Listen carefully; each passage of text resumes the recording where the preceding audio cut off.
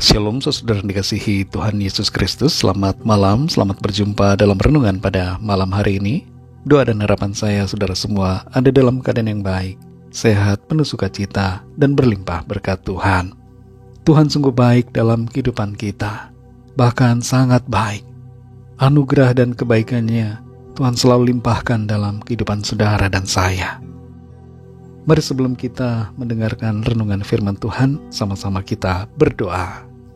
Bapa kami yang di surga, Bapa dalam nama Tuhan Yesus Kristus, Tuhan dan Allah kami yang sungguh sangat baik. Kami bersyukur untuk penyertaan Tuhan, tuntunan-Mu dari pagi hingga malam hari ini. Kami bersyukur untuk kemurahan Tuhan, bersyukur untuk kasih-Mu yang Tuhan selalu nyatakan dalam hidup kami. Saat ini kami mau mendengarkan sabda firman-Mu. Urapi kami Bapa, agar kami mengerti akan kehendak-Mu. Dalam nama Tuhan Yesus kami berdoa. Haleluya, amin. Saudara dikasihi Tuhan, pembacaan Alkitab kita pada saat ini terdapat dalam Kitab Mazmur pasal yang ke-19. Saudara dapat membacanya secara pribadi setelah mendengarkan renungan ini. Saya akan membaca Mazmur 19 ayat yang ke-12. Tertulis demikian. Siapakah yang dapat mengetahui kesesatan? Bebaskanlah aku dari apa yang tidak kusadari. Saudara dikasihi Tuhan, setiap keputusan dan tindakan kita umumnya didasarkan pada pemikiran, kesadaran, dan juga ketidaksadaran. Dalam kondisi sadar, baik atau buruknya dari sebuah tindakan sudah kita perhitungkan. Tapi berbeda dengan hal itu, dalam kondisi tidak sadar, kita seperti dibutakan dan segala sesuatunya menjadi gelap, sehingga kita tidak dapat menilai baik dan buruk dari tindakan kita. Kondisi dari ketidaksadaran yang dimaksud di sini tentu bukan karena mabuk atau pingsan. Walaupun mabuk sebenarnya juga termasuk kondisi tidak sadar.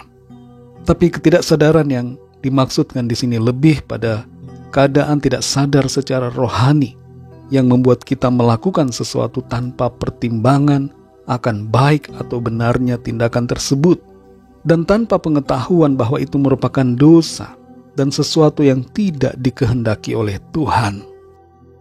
Kalau kita terlalu berfokus pada perkara jasmani, perkara-perkara lahiriah, maka biasanya kita tidak akan menyadari karena kita tidak peka. Secara jasmani kita tidak dapat melihat dan tidak dapat mengerti, sehingga akhirnya kita tidak menyadarinya. Padahal saudara, penting sekali bagi kita untuk mengetahui dan menyadari agar kita tidak mengalami hal-hal yang tidak baik ke depannya dan tidak berbuat suatu dosa yang mendukakan hati Tuhan. Dalam Mazmur 19 ayat 12 ini dikatakan, siapakah yang dapat mengetahui kesesatan? Bebaskanlah aku dari apa yang tidak kusadari. Hubungan yang dekat dengan Tuhan dan pengenalan akan firman-Nya sangat penting bagi setiap kita, agar kita terhindar dari berbagai hal yang menyesatkan dan dari hal-hal yang tidak kita sadari.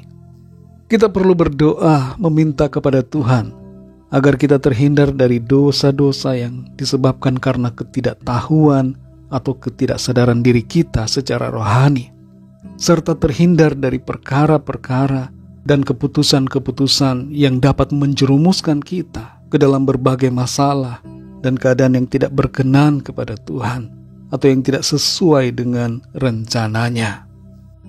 Setiap kita orang-orang yang percaya memang bisa saja mengalami situasi ketidaksadaran rohani.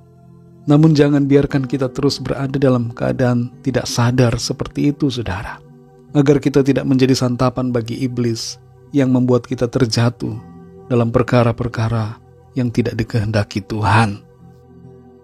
Saudara dikasihi Tuhan, apa saja yang kita perlu lakukan agar terbebas dari ketidaksadaran rohani ini?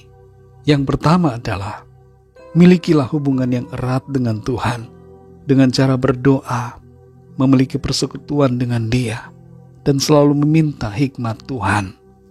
Yang kedua, saudara, bacalah dan renungkanlah Alkitab yang adalah firman Tuhan. Firman-Nya memberikan kita pengertian untuk menyadari akan hal-hal yang tidak kita sadari dan menerangi kegelapan yang ada dalam jalan kita. sehingga kita dapat melihat jalan mana yang harus kita tempuh. Janganlah kita isi pikiran kita hanya dengan film-film, drama, games, dan berbagai hal yang tidak dapat memberikan kita kesadaran secara rohani. Mari melekat pada firman Tuhan. Baca firman Tuhan, saudara. Dan yang ketiga, saudara, dengarkanlah dan ikutilah tuntunan Roh Kudus di dalam kita. Tuhan memberikan Roh Kudus-Nya di dalam setiap kita yang percaya. Roh Kudus adalah pribadi Tuhan sendiri yang tinggal di dalam kita dan memberikan tuntunan untuk kita melangkah. Suara Roh Kudus tidak akan pernah berlawanan dengan firman Tuhan. Seringkali suara Roh Kudus itu begitu spesifik dan detail sehingga kita mengerti apa yang harus kita lakukan dalam situasi di mana kita sulit untuk memilih. Menanggapi suara Roh Kudus, jangan kita melawan dan memberontak.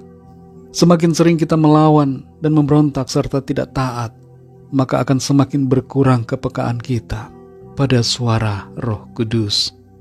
Mari saudara dikasih Tuhan, bebaskan diri kita dari ketidaksadaran rohani, agar kita selalu waspada dan tidak terjerumus ke dalam dosa dan persoalan-persoalan yang diakibatkan oleh tindakan-tindakan kita yang dilakukan tanpa kita sadari. Perlu kita waspadai, saudara, karena kadang-kadang kita merasa sadar, tapi sebenarnya kita tidak sadar. Tetaplah bangun iman dan kesadaran kita, agar kita selalu hidup menyenangkan hati Tuhan dan melakukan segala sesuatu seturut dengan kehendak-Nya. Mari kita berdoa, saudara. Allah Bapa kami dalam surga, Bapa dalam nama Tuhan Yesus Kristus, Tuhan dan Allah kami yang sungguh baik, Allah yang benar dan yang layak dipuji. Kami bersyukur untuk firman-Mu yang sudah mengajar kami untuk kami hidup terbebas dari segala ketidaksadaran secara rohani. Kami mohon pertolongan-Mu ya Tuhan. Tuntun kami dengan firman-Mu dan dengan Roh-Mu yang kudus, agar kami mengerti dan tidak tersesat di jalan hidup kami, sehingga kami melakukan segala sesuatu seturut dengan kehendak Tuhan. Bukakanlah pengertian, berikan kami kepekaan, dan tuntun kami agar kami selalu berjalan dalam kehendak Tuhan yang baik dan benar. Terima kasih Tuhan. Berkati kami di sepanjang malam hari ini, dalam istirahat kami. Lingkupi kami dengan kuasa dan kasih-Mu Tuhan. Berikan kami tidur yang nyenyak, dan bangunkan kami kembali besok pagi dengan kekuatan yang baru. Tubuh yang sehat diberkati Tuhan, untuk kami pakai memuliakan nama Tuhan dalam segala aktivitas kami. Kami bawa kepadamu setiap permohonan doa, setiap pergumulan yang kami alami masing-masing, agar Tuhan melawat, menyatakan pertolongan-Mu, kuasa-Mu, mujizat-Mu dinyatakan dalam hidup kami. Ampunilah kami Tuhan akan segala dosa kesalahan kami, seperti kami juga mengampuni orang yang bersalah kepada kami. Segala puji, hormat, kemuliaan hanya bagi nama-Mu Tuhan. Hanya dalam nama-Mu yang kudus, nama Tuhan Yesus Kristus, kami sudah berdoa dan mengucap syukur. Haleluya. Terimalah berkat Tuhan. Tuhan memberkati engkau dan melindungi engkau. Tuhan menyinari engkau dengan wajah-Nya dan memberikan kasih karunia.